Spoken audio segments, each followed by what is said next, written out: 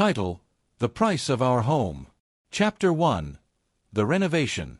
The house on Sycamore Street had been a wreck when Marcus and Keisha Williams first saw it.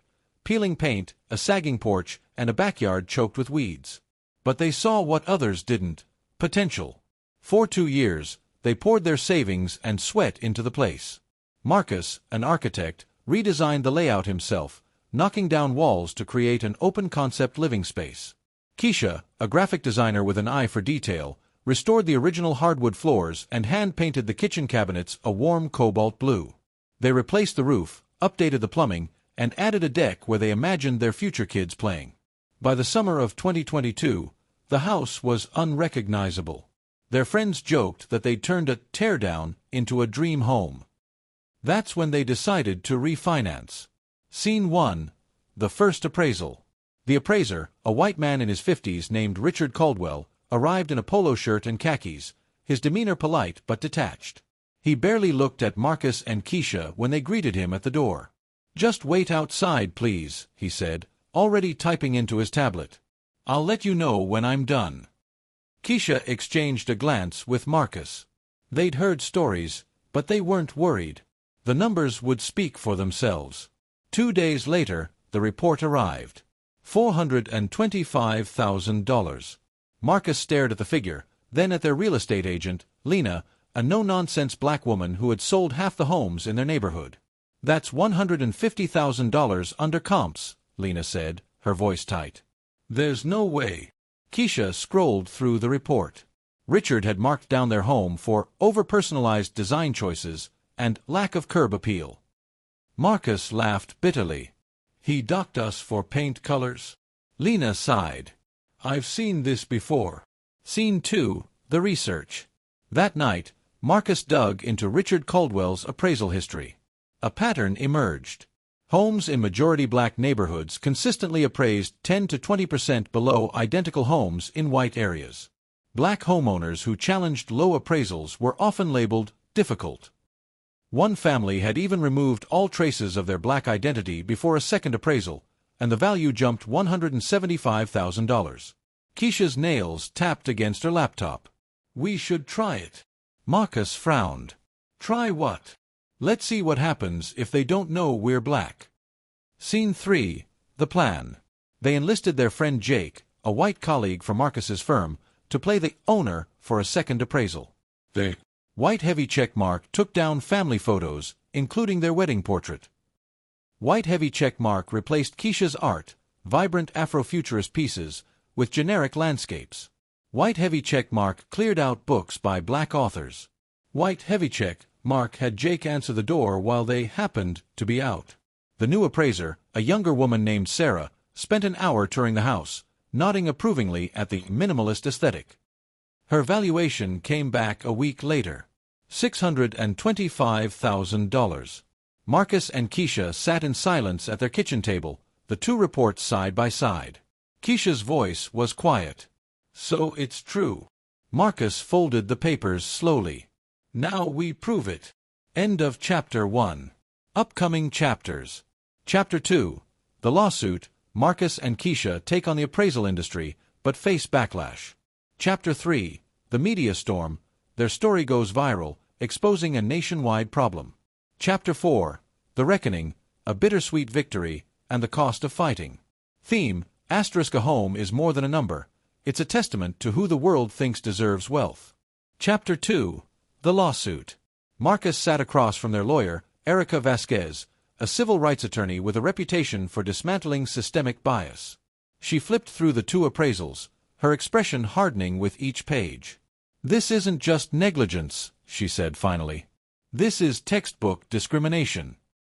She outlined their options. 1. File a complaint with the State Appraisal Board, slow, rarely effective.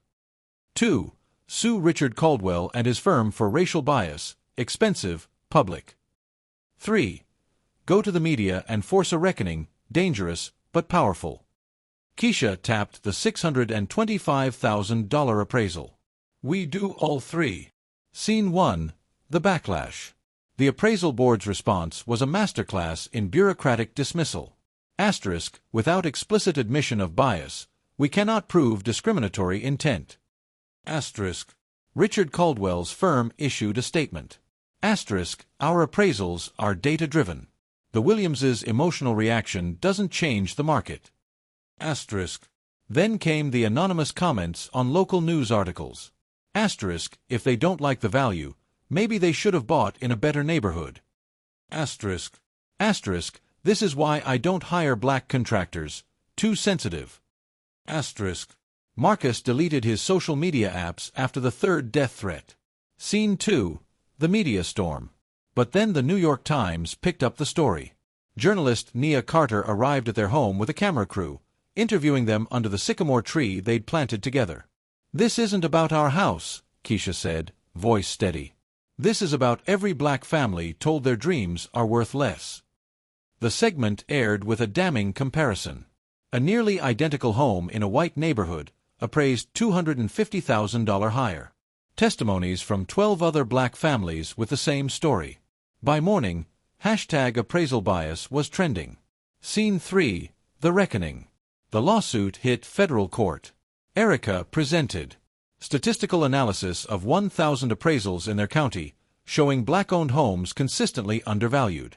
Richard Caldwell's emails, where he joked about ghetto renovations lowering property values. Jake's testimony about posing as the owner. The judge's ruling was historic. The evidence of systemic discrimination is undeniable. Richard's license was revoked.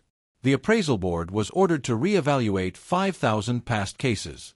Marcus and Keisha won $300,000 in damages, but the real victory was the precedent. Chapter 3. The Offer. The envelope arrived on a Tuesday, thick, cream-colored paper, the kind that felt expensive. "Dear Mr. and Mrs. Williams," it began. A developer wanted to buy their home for $1.2 million. Triple the original appraisal. Marcus read the letter twice before handing it to Keisha. "They're not buying the house," he said quietly. "They're buying our silence." Scene 1. The Meeting. The developer, Carson Holt, was all polished smiles in a downtown high-rise. "Your story moved us," he said, pouring sparkling water into crystal glasses. "We want to make things right and turn Sycamore Street into a model inclusive community." Keisha eyed the architectural renderings on his desk, luxury condos where their neighbors' homes now stood. "You mean gentrification," she said. Holt's smile didn't waver. "Progress, Mrs. Williams. Surely you want your child to grow up somewhere safer." Marcus stood so fast his chair screeched. Scene 2. The Mural. That weekend, Keisha painted the side of their house. A towering black woman, her arms becoming the branches of the sycamore tree, cradling a row of identical homes in her palms.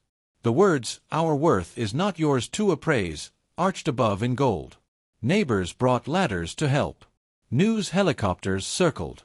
By sundown, #Sycamore Street Standoff was national news. Scene 3. The Baby.